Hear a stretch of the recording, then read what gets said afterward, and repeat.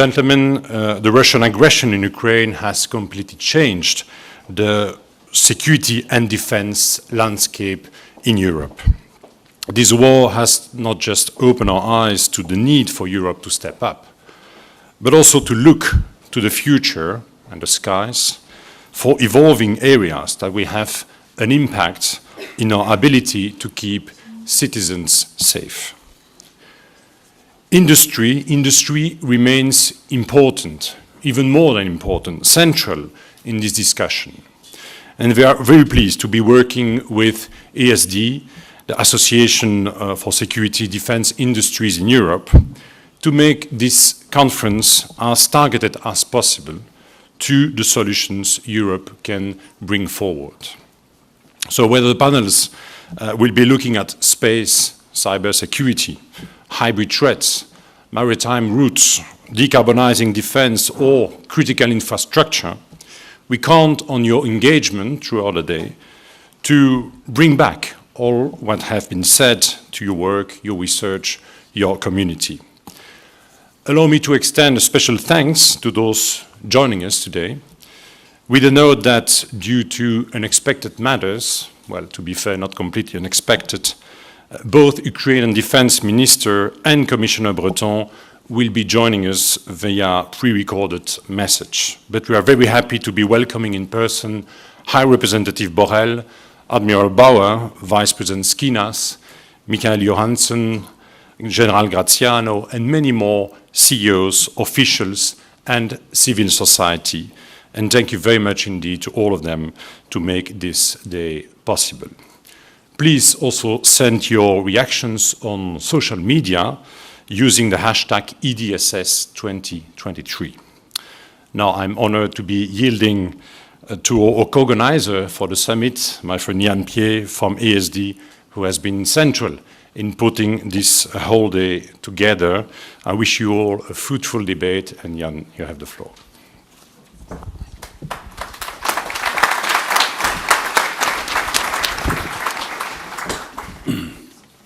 So thank you for that, Arnaud, and let me also extend my very warm welcome to all of you being with us in the room today. It's a pleasure to see so many being available for this important conference, and also for those of you being online, being with us following the conference, as it is direct streamed. So this is a pleasure. And I can only agree with what Arnaud said, that raising awareness today amongst policymakers and the public on the importance of the defense industry is really not needed in the same way it was just a couple of years ago. The daily reports from Ukraine show us just how vital it is to have the equipment you need at the time when you actually need it to be able to defend your country and your citizens against military aggression. And that freedom and peace are not a given seems to be something that is very obvious to everyone today. Still, we believe that this conference is more important than ever before, but for other reasons than raising awareness. What we are seeing now is that what we're living through is a real turning point. This is a change of paradigm, and it comes along with enormous challenges.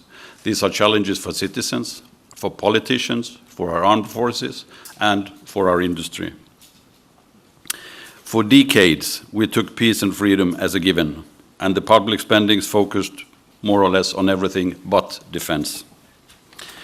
And investment in defense-related R&D and acquisition programs has therefore been heavily reduced over decades, and this is a peacetime planning that has led to small production volumes and also decreased production capacities. So this is where we are. Now, warning signals were there, Georgia 2008, Crimea 2014, but to be honest, most of us didn't really want to see those signals. It's true during this period that NATO fixed its 2% target. It's also true that in some member states, the downward trend on defense spending actually came to a halt. But to be honest, in the western part of Europe, very few of us could imagine what was about to happen on the 24th of February 2022. A full-scale military aggression against a peaceful neighbor, high-intensity warfare, war, and war crimes. And out of the sudden, we must now catch up. We must revise our well-established processes and habits, and we have to do this fast. In fact, we have to do it very fast in order to be able to enable to our armed forces to protect our own territory, to support Ukraine in defending its territory, and thereby also defending our security and our values. And it is this kickstart that is an enormous challenge for us. It raises many very important questions, and these are the questions we want to discuss today. The ramp-up of production, technological superiority, hybrid threats, cybersecurity, protection of critical infrastructure, space, all of these are issues of utmost importance, and they deserve an in-depth public debate. And that's why we were happy to team up with EBS to arrange the Defense and Security Summit this year. So that's all from me, wishing you all again very warm welcome, and we will now start the conference. And this we will do, as Arnaud just said. Unfortunately, Commissioner Breton could not be with us, but he has delivered a recorded message, and I think we will start the conference by playing that video. So welcome everyone again. Ladies and gentlemen, I'm happy to address you today in this critical juncture. I am only sorry that I cannot be there in person, but I know that DG DEFI is well represented at this event today. Russia's war of aggression against Ukraine has radically changed the security environment in Europe. And Europe has been at the forefront in unity and solidarity with Ukraine, supplying defense equipment, demonstrating the usefulness of the European Peace Facility. Of course, we do not lose sight of the mid to long-term enhancement of our defense cooperation, which is more important, of course, than ever in these new geopolitical realities. And as a result, complementary to the urgency of the support of Ukraine, Europe has also developed its own defense doctrine with the strategic compass. And we operationalize this vision on cyber with, for example, the Cyber Solidarity Act, or on space with the new constellation IRIS². And of course also with the implementation of the European Defence Fund, investing roughly €1 billion per year in developing state-of-the-art union capabilities for the long term. Allow me, however, to focus on the most urgent issue we are facing today. The commitment to deliver 1 million ammunition for Ukraine within 12 months. Artillery ammunition, tanks ammunition, or missiles. European defense industry must now move into a war economy mode. To achieve this, together with High Representative Josep Borrell and the Defense Minister of the 27 Member States, we have defined a 3-point plan. First, continue to release Member State stocks by mobilizing €1 billion from the Peace Facility. Second, purchasing together through joint contracts, again, €1 billion from a Peace Facility of ammunition. And third, ensuring the industrial ramp-up, because we know that placing a contract, even a joint one, is not enough to ensure delivery on time and in volume. It is in this context that I initiated a tour of the ground to get a good understanding of our actual Europe's industrial capacities. My main takeaway is that we have a real production capacity in Europe, but it needs to be ramped up and faster than the current plans I have heard from the industry so far. But I'm confident that within 12 months, with the right support, speed and mindset of our industry, we can increase our production capacity to 1 million rounds per year in Europe. And to help achieving this objective, I proposed last week a new initiative, the Act in Support Ammunition Production, or ASAP, to support ammunition industrial production based on 2 pillars. First, a program of 500 million euros to directly support industrial projects enabling the European industrial base to be ramped up for finished product and also, of course, supply chains. I therefore call on ammunition production companies to develop concrete projects very quickly, which could benefit from up to 60% co-financing to increase their production. We also are clear that if member states want, they can use cohesion funds and RRF funds to support directly these projects. And we push on the financial sector, of course, also to take its responsibility and share of the effort and to ensure access to finance to the defense industry.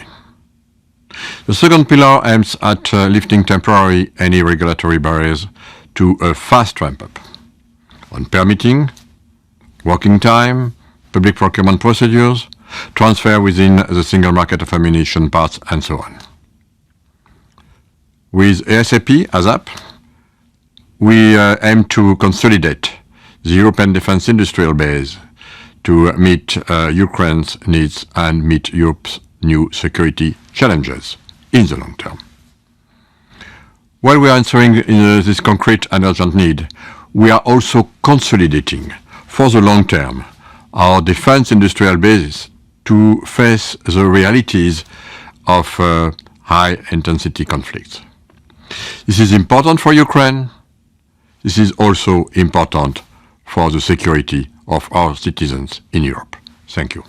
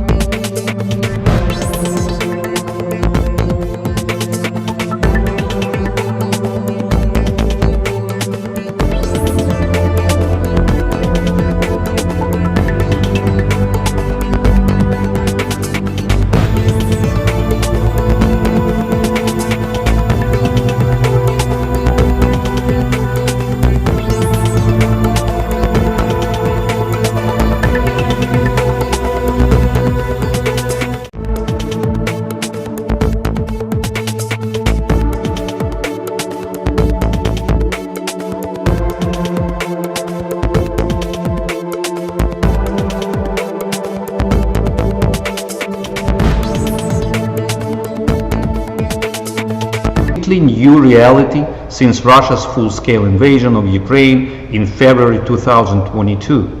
Many believed that wars of this scale were no longer possible in Europe. Some European armies were disarmed, de facto in exchange for Russian gas. Defense needs were sidelined. The United States became the main security donor for Europe. Concomitantly, Europe developed a critical dependence on Moscow. In this new reality, a year into the big war, last month the UN Security Council was chaired by a representative of Russia, a terrorist state committing full-scale aggression and the genocide of the Ukrainian people. An arrest warrant has been issued for the Kremlin leader for the crime of kidnapping thousands of Ukrainian children. Nevertheless, Russia holds the right of veto in international affairs. It is a brilliant illustration that the UN mechanisms in their present form are not matched to the global security challenges. Furthermore, the OSCE has disappeared off the map of the security architecture. Finland's accession to NATO has de facto put an end to the history of agreements based on the 1975 Helsinki Act. The Kremlin has also resorted to open nuclear blackmail. This is the final nail in the coffin of another component of the global security architecture, nuclear weapons non-proliferation treaties. In terms of threats, what do we see in the medium and long-term perspectives? First, according to the NATO Madrid Summit declaration, the Russian Federation is the most significant and direct threat to the allied security and to the peace and stability in the Euro-Atlantic region. This threat is here to stay for years, and it needs a proportional response. Second, we see a rapid reapproachment of the regimes that favor the world order based on the rule of force instead of the rule of law. Russia using Iranian drones to target peaceful Ukrainian cities is a brilliant illustration of their plans. Our war with the Russians isn't a local clash. There is no local solution, tactic or territorial change that would put an end to this war. In reality, this is a clash between civilizations, and its results will have consequences across the entire world. If Russian aggression succeeds to any degree, it will empower every regime interested in using force to get their way. Therefore, it is in Europe's best interest for Ukraine to win. What has the war taught us? Thanks to the assistance from the free countries, Ukraine is now performing the mission that the NATO was created for. Ukraine is Europe's shield in the east from the Russian threat. We are destroying a military power that was targeting European values and freedoms. The larger part of the power that we have stopped and are in the process of destroying is not even Russian, it's Soviet. We are completing the mission and putting an end to the Russian Empire.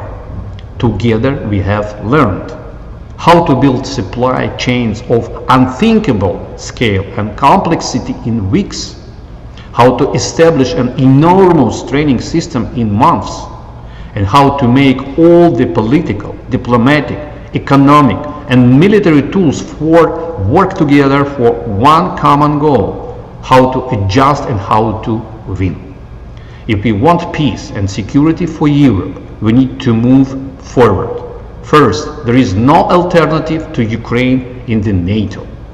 The Baltic Sea will become NATO's internal sea. There is no viable alternative to making the Black Sea a NATO sea as well. The alliance's security infrastructure needs to be scaled up to the east. Second, there is no alternative to scaling up the military-industrial complex. Weapons and ammunition manufacturing needs to be relaunched fast. This needs to be done to meet two goals. On the one hand, to replenish the stockpiles of European countries. After all, you have sent a lot of your stockpiles to help us, and we appreciate that.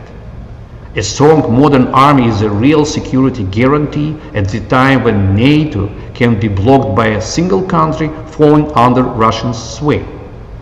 On the other hand, time is of the essence. Prolonging or freezing the war means lost lives, means human suffering. Ukraine wants to turn the tide on the battlefield this year. Ukraine has already proven on the battlefield that victory is possible. But we need help. And it is important to note one thing. In order to guarantee a qualitative advantage in the future, Europe needs to rearm with an eye not on the past, but in our current experience. Ukrainian companies are also interested in cooperating, and we can bring a lot to the table. We have the most extensive experience of the battlefield usage of Western weapons. We are currently demonstrating the advantages of Western weapons over Russian weapons on the battlefield.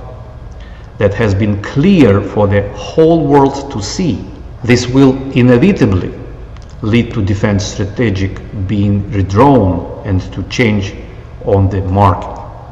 Fewer Russian weapons means fewer Russian influences.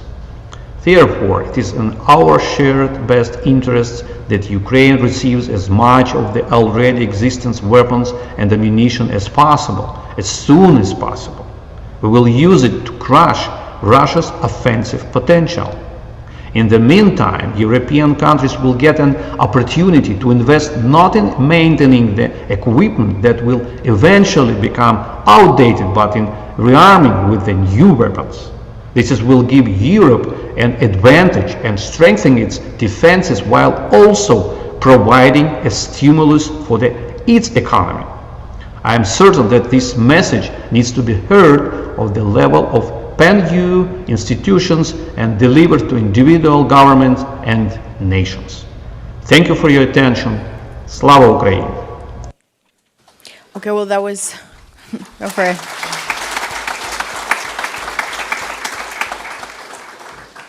Okay, well, that was Ukraine's defense minister. To me, it was interesting that he talked about essentially everything that's happened over the past year. The idea was when the war started, in 3 days this is over, and now he's talking about we will finish Russian imperialism. So you could argue a lot happened in the space of a year. In your perspective, Minister from Lithuania, and obviously there's a very close geographical proximity, but also a history that you vindicate in terms of, well, your own history, but also the sympathy that you obviously feel for Ukraine. What's happened this entire year, in your view? What's changed for the better, worse, and how do you see things? Yeah, thank you very much. So yes, indeed, the conference is very timely, and the topic is very timely, because what is happening now in Ukraine, it should not have happened, in fact, because we had already many lessons learned, and we had already many red lines crossed.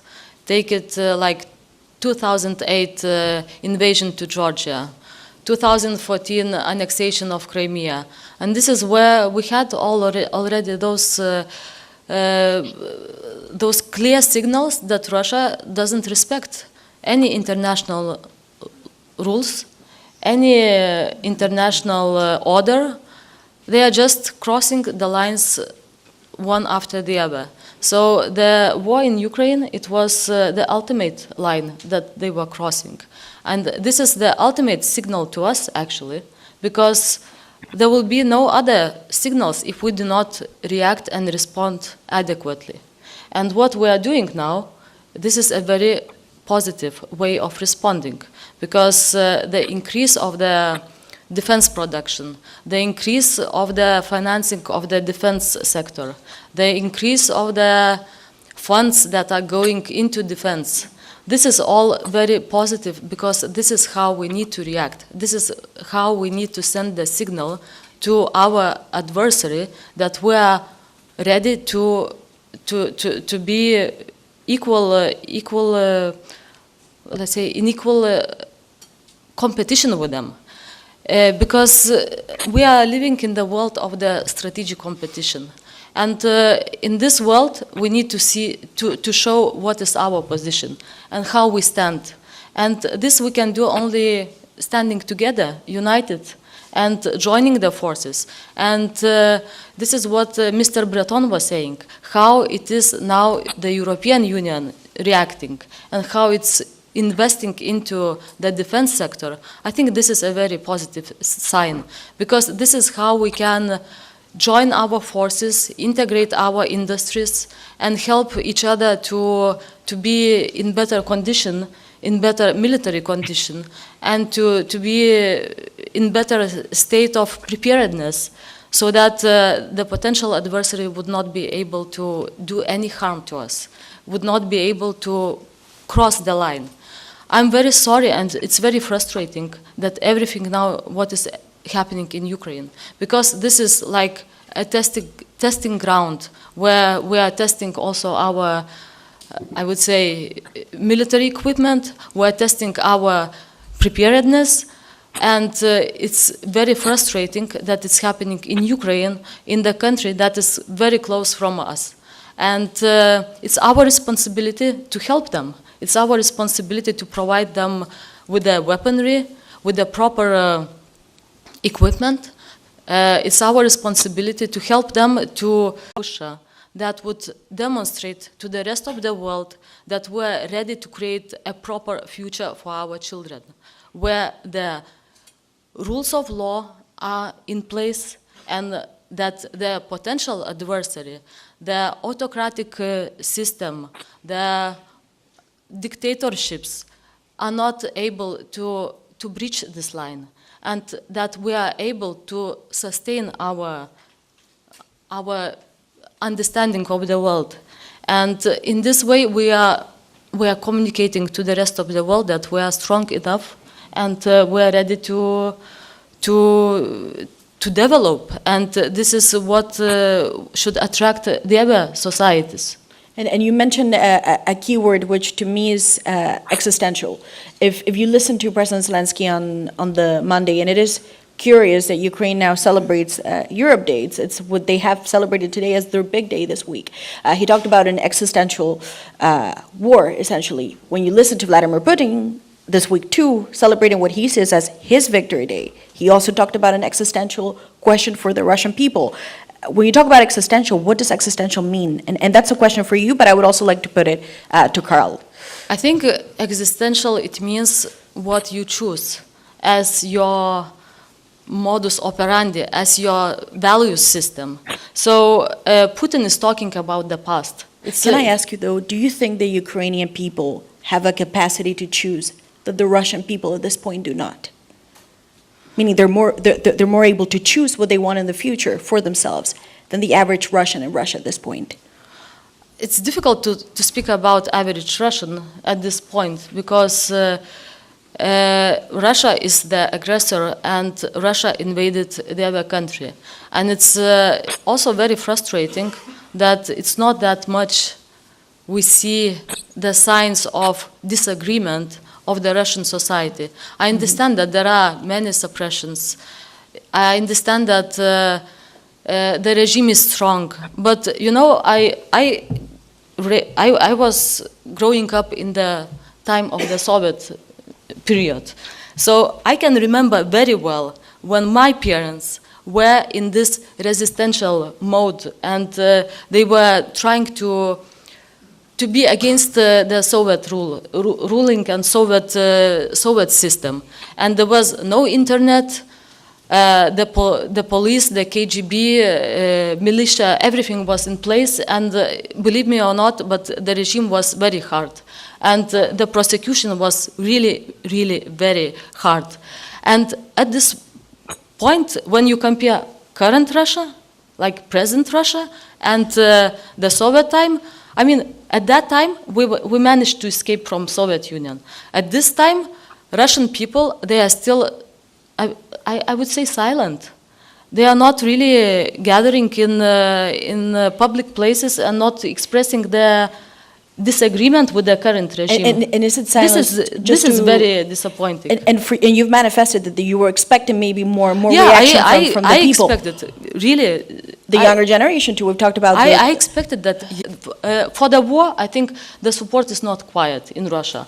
For the war, the support is really very visible, because if you are together with the regime, you are together with the regime and you can have benefits from the regime.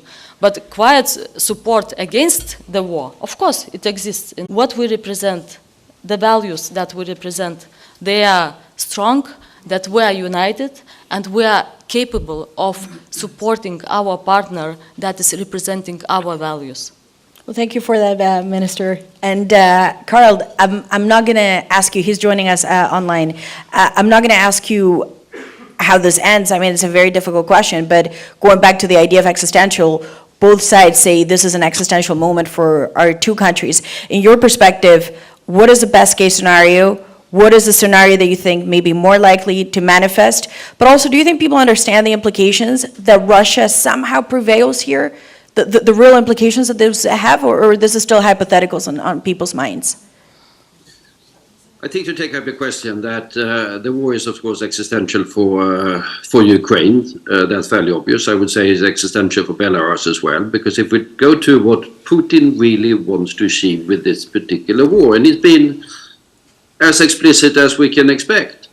He said that he wants to get rid of Ukraine. He hasn't said he wants to get rid of Belarus explicitly. He has to take some consideration for his pal Lukashenko, but that's part of the plan. He wants to re-establish a greater Russia, perhaps not the Soviet Union, but the greater Russia of the sort that existed under the Tsar up until 1917. Do you believe that, Karl? Do you really believe that? That is the aspiration that he has? Well, that's what he said. Mm-hmm. I mean, he's been fairly explicit on that. And you can go to the recent tweets by the Vice President of the National Security Council, the former President Medvedev. Fairly sort of undisciplined tweets, but anyhow. He said very explicitly, Ukraine is not needed. That was the words he used. And said that he wants to rebuild what he called a big Russia. So, and Putin is not, he's not a madman. He's not impulsive. He has a very, I wouldn't say sophisticated, but a rather detailed view of where he sees Russian history going. And he can't accept this Russia that is today. He also sees, and that goes to the existential question, he sees the existence of an independent Ukraine, an independent Belarus for that matter, as a threat to his vision of Russia. The existence of an independent Ukraine, the existence of an independent, more or less, Belarus, challenges the greater Russia that he wants to build, and he doesn't see any future just for that limited Russia. I mean, it's a fairly consistent view of history. And that is why he said that with a democratic Ukraine, by the expressed will of its people, moving more towards cooperation with the West. Mm-hmm. That only increases the danger for his regime, and accordingly has to move militarily. That's what he said. So the conflict is, of course, existential for Ukraine. It's their very existence and independence and territorial integrity that's at stake. But it's also existential for Putin, his regime, and his vision. It is not existential for Russia. Our war, or the war that is waged, is a war to defend against Putin, not necessarily against Russia. I mean, there will be an independent, there will be a sovereign, there will be a strong Russia in the future after this particular war. But there must not be a Putin regime. This conflict will in the one form or the other go on, as long as Mr. Putin is in the Kremlin. That's fairly obvious. And I think it's important to recognize that none of us can predict what's going to happen on the battlefield in the next few weeks or months or even year.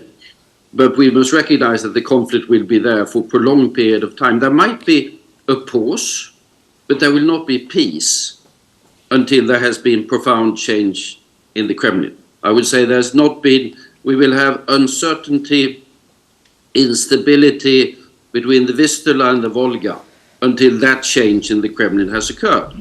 And that is a question not of weeks or months, it's a question of years, it could be even decades. And we must shape our policies accordingly.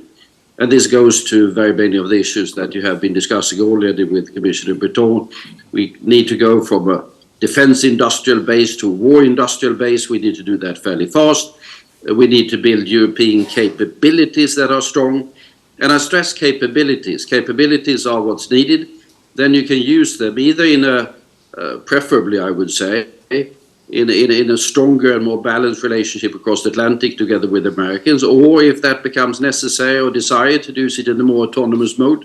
But autonomy without capabilities is, could even be dangerous, I would say. Mm-hmm. So the stress must be on building the capabilities, building them long term, for our respective countries and building them for Ukraine.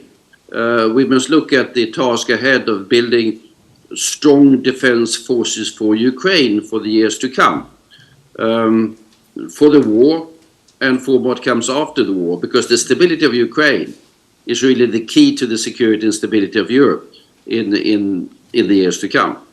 And I should go on for too long, but I'm saying this without taking into consideration all of the other issues that are on the table. I mean, we're living in a time of increased geopolitical strain, that's fairly obvious.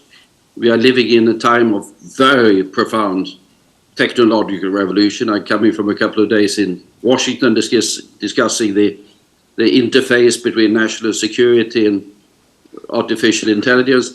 And we are coming from a period of accelerating both in economic and environmental fracturing, affecting countries. Look at what's happening to Sudan, look what's happening to Pakistan, and these things should also take into the new priority, urgent priority that Europe must give to its security, its defense, and related policies. Well, thank you for that. And there's a question that I want to put to you both. Well, for the minister, obviously, because your country is going to organize the NATO summit that will happen in July, but also for Karl. You know, you talked about it is existential for Ukrainians. You also talked about the security component of this. The Ukrainians say they want to join NATO, that they see this as, well, the ultimate safety. If you're not in NATO, you're by yourself, and then you depend on what other people want to give you or do for you. In your view, what are you expecting will come out of this NATO summit? And is it fair to talk about the idea of Ukraine joining NATO, create a roadmap? Or actually you look at it and you say, this is a country at war, this is premature. Weapons, yes, but something beyond that, it's not very realistic. How do you see it? For Karl first, and then we'll go to you. Oh, okay. Well, start in Brussels. You want to go first, Minister? I can. Yeah. Go for it. I do hope. First, I would like to say that I do hope that Sweden will become finally a member of NATO. Do you think it will happen in July? I don't know. I'm just. I mean, I am expecting that Sweden would become, and we would reach final agreement among allies, and Sweden will be a member of NATO, because we need Sweden as a member of NATO. The Turkish election is happening soon, so I guess that so could we will see how it develops. And secondly, in regards of Ukraine, if it was my personal decision, I would say Ukraine should be already a member of NATO, because Ukraine is already showing all the possible and impossible capabilities as the country that is fighting against the enemy with all the force and using all the newest technologies, able to react properly, able to reorganize the militaries. I mean, it's really amazing to see what kind of solutions they have in place, and we have so many things to learn from them, like innovations from the military equipment that are tested in that battleground. These are amazing things that they are doing. But, of course, it's the alliance of democratic allies, and we will see what comes out from NATO summit. But I do hope that there will be some very clear way forward how Ukraine would become a NATO member state. And that's also what Ukraine hopes, that it's not just an abstract now, but actually a more detailed. I do hope that it will be not abstract. But again, it's a consensus-based international organization, and we need to respect everybody's opinions. So we will see how it goes. And Karl, what about you? I mean, the Ukrainians, to some extent, even seem to accept that while the war is going on, obviously they can't join, but that this is just as big as joining the European Union in some ways, that this is the biggest deterrence they can possibly get. For you, is it a good idea? And ultimately, how do you see this play out? Because the question, it's in a defense summit, it's very fair. I mean, what happens to NATO from here? Well, I would expect that they will find some sort of diplomatic compromise in Vilnius. There are different perspectives in to say, the Lithuanian government or the US government on this particular issue. And I would argue it's not the point at the moment, because no one really sees the US army deploying to Bakhmut. That's not going to happen. NATO is not going to go to war with Russia at this particular point. I mean, that's a fact of life. But what we need to do is to arm and help Ukraine.